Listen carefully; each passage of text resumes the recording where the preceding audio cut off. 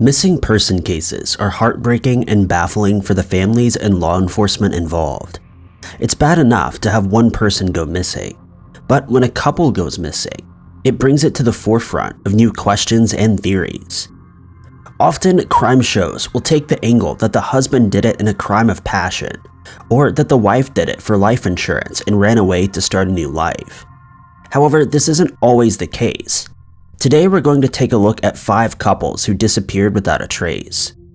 Keep in mind, these cases are still unsolved, and if you believe you have any information that may help, make sure to contact the appropriate numbers listed at the end of the case. Number 5.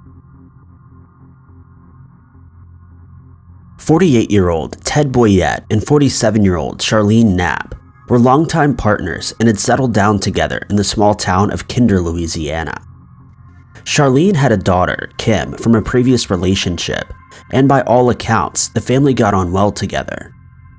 On December 12, 2001, Charlene got up for work as usual and went to her job at Daytrix, a company that specializes in the manufacturing and sale of marine safety products. After finishing a long 10-hour shift, Charlene left at 4:30 p.m. and was picked up by Ted. The pair are believed to have made it home as their car and their personal belongings were still inside the house. A piece of frozen chicken was also still defrosting in the sink.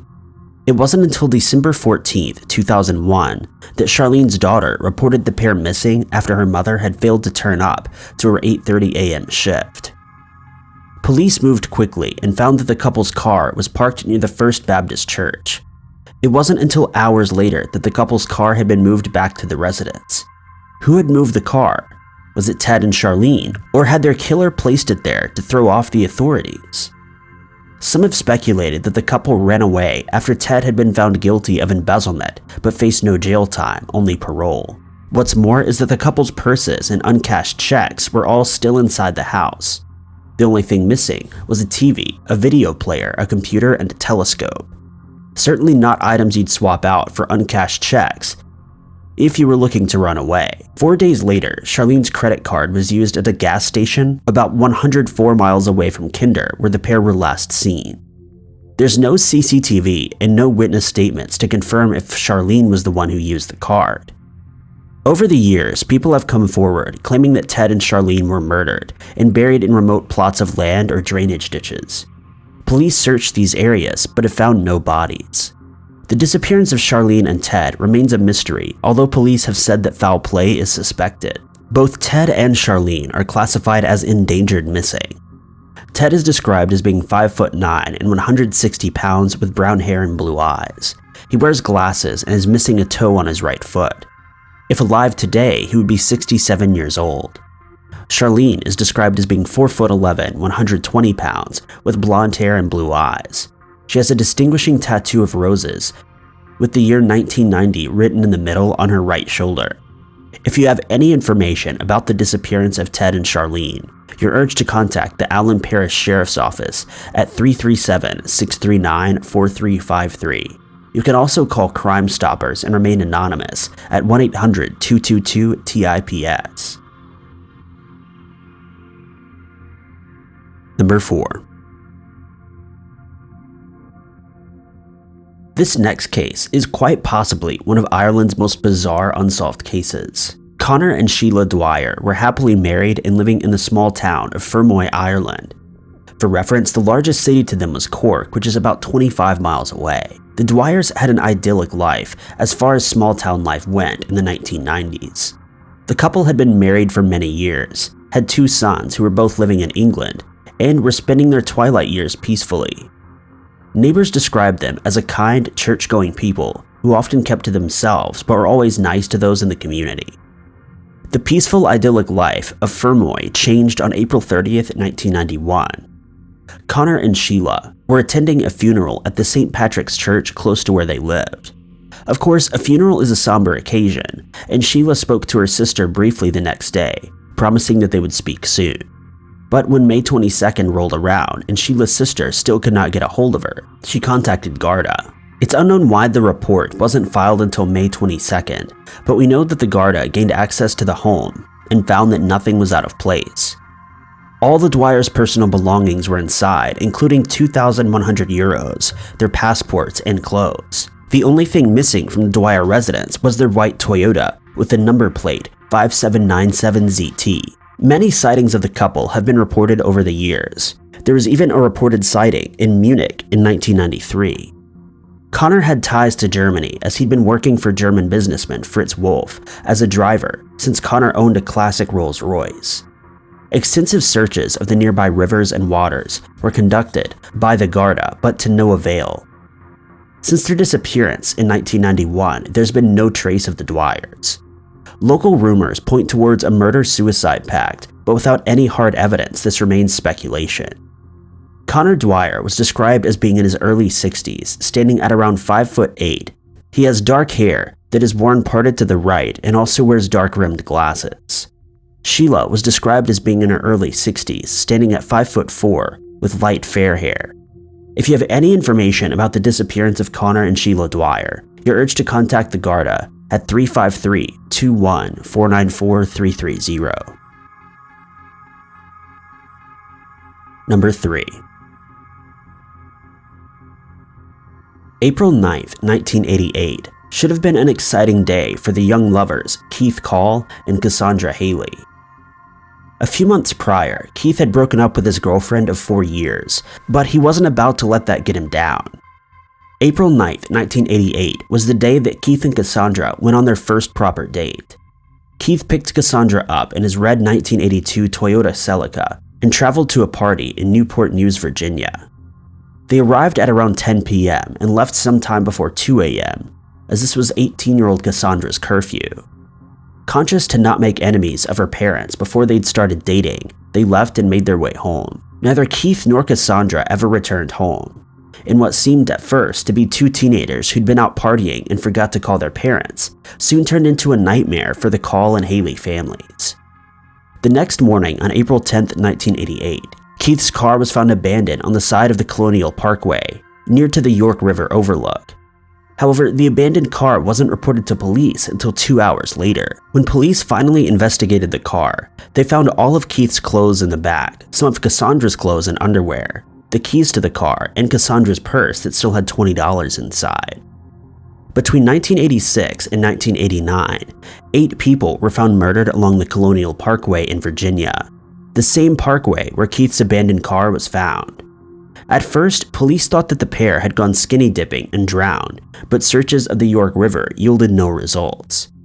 To this day, we still don't know the exact circumstances of their disappearance, and their whereabouts remain a mystery. Both Keith and Cassandra are listed as being endangered missing. Foul play is heavily suspected in their case, and people can't help but wonder if this is another case linked to the mysterious Colonial Parkway killer, who to this day has not been caught. At the time of her disappearance, Cassandra was described as 5'7", 135 pounds, with brown hair and brown eyes. Her left ear is pierced 3 times, and her right ear is pierced twice. She's known to go by the names Sandra, Sandy, Missy, and Cassie. She's also wearing a 1987 Tab High School class ring. If she's still alive in 2020, she would be 51 years old. Keith Call is described as 6 foot, 150 pounds, with light brown hair and blue eyes. His full name is Richard Keith Call, but he goes by his middle name Keith. If alive today, Keith would be 52 years old.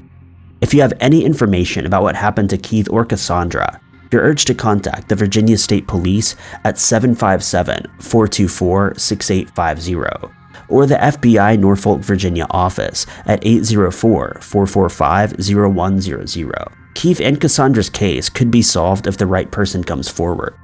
The right information can lead to justice and closure for their families who've been fighting for so long. Number 2.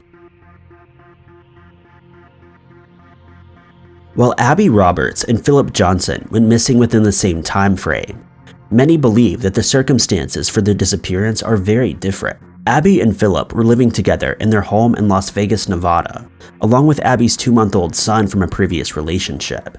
Abby's family said that the relationship was turbulent and that she'd planned on leaving him after finding out he had been cheating. Both Abby and Philip worked at the local post office, so when Abby hadn't shown up for work at the beginning of October in 2012, they were immediately concerned. It turned out that Abby had missed an entire week of work, putting her disappearance date around September 29, 2012. Upon learning that Abby hadn't showed up for work, her family went to the couple's house and found that no one was inside. Neither Philip nor Abby were in, and there was no sign of Abby's 2-month-old son. By October 9, 2012, they were both reported missing to Las Vegas police. Abby and Philip's case is both confusing and infuriating, and a bizarre piece of information is that on October 3, 2012, Philip drove to Torrance, California and dropped off Abby's 2-month-old son, along with a son that he had from a previous relationship. He was seen driving the unregistered 2012 black Chevrolet Cruze that Abby was believed to have gone missing in. Neither Abby nor Philip have been seen since they were reported on October 9, 2012. While there's no evidence to support foul play being involved, Abby's family are adamant that Philip is responsible for the disappearance of their daughter. In the weeks before Philip disappeared, he purchased a large metal bin that he stored in the garage, bizarrely, and this large metal bin disappeared at the same time as the couple did, leading her family to believe that Philip killed Abby after learning she was planning on leaving him. What's more is that there was evidence of a fire in the garage, leaving scorch marks and soot on the ceiling. Abby Roberts was 25 years old at the time of her disappearance in 2012, making her 33 in 2020. She's described as being a Pacific Islander with brown hair and brown eyes. She stands at 5'3" and weighs 125 pounds. She also has the following tattoos: the names Simba and Michael on her wrists, a tribal tattoo on her left wrist, and the words respect and loyalty on her torso. Abby is being listed as endangered, missing, and was last seen in Las Vegas, Nevada. Her family are desperately appealing to the public for answers, so if you have any information, you're urged to contact the Las Vegas police at 702-828-3111. Philip Glenn Johnson Jr. was 27 years old at the time of his disappearance, making him 35 in 2020. He's also listed as endangered missing, and was last seen in Torrance, California. Philip is described as African American with black hair and brown eyes. He has a hernia scar on his abdomen. Like with Abby's case, if you have any information, you can contact the Las Vegas police at 702-828-3111. Number 1. 17-year-old Christina Baum and 21-year-old Christopher Mittendorf had been together for around a year, and they were living with Christopher's mother, Cheryl Flatt, at the 15,000 block of Highway 64 in Savannah, Tennessee. By all accounts, the couple were doing well and taking it steady, hoping to save up money to find their own place in the future. On July 27, 2006, Christopher and Christina headed out of the apartment they shared with Cheryl and planned to spend the day shopping. When Cheryl returned from work, there was no sign of Christopher or Christina. The clothes they'd bought were laid on the bed, but the pair were nowhere to be seen. It wasn't until 5 days later that the couple's car, a 1994 Geo Prism, was found abandoned in Lawrence County, Tennessee. Witnesses placed Christopher and Christina at their car on the day they went missing. According to their testimony, they saw the couple leave the car there before getting into a white car and driving away. Ever since that hot July 2006 day, Christopher and Christina have never been found, and have never been seen since, and their phones were left inside of the abandoned car along with other personal items. There have been sightings of the couple in Tennessee and Oklahoma, but nothing solid has come up yet. Foul play is heavily suspected, and Christopher's mother, Cheryl, is adamant that she knows the person responsible for her son's disappearance. In the room that the couple shared, Cheryl claimed to have found a lockbox containing items belonging to a man named George Edward Bogus. Bogus, also known as Bad Egg, had an extensive criminal record and was known to run with the bad crowd. Cheryl personally believes that the couple broke into his home and that he acted in revenge, although no motive for the burglary was given. By all accounts, they were both good kids, and Christina had planned to join the army after she graduated. She certainly wouldn't risk a criminal record for burglary if this was the case. Sadly, Bogus was murdered in 2010 by his ex-wife, who claimed that it was self-defense. The only real person of interest, now dead, and no sign of Christina or Christopher. The case has quickly turned cold. Christina was 17 years old when she went missing in 2006, making her 31 years old in 2020. She's described as a white female with brown hair, brown eyes, and pierced ears. Christopher was 21, making him 35 in 2020. He's described as being a Caucasian male with light brown hair and blue eyes. Christopher also has a burn scar in between his thumb and forefinger, however it isn't listed as which hand. If you have any information about the disappearance of Christopher or Christina, you're urged to contact the Hardin County Sheriff's Office at 731-925-3377. Thank you guys so much for watching. If you like this video, be sure to click that like button. Also, don't forget to subscribe and click that notification bell to keep up to date with all of our future uploads. But I've been Ty Knotts, and I'll catch you guys in the next video.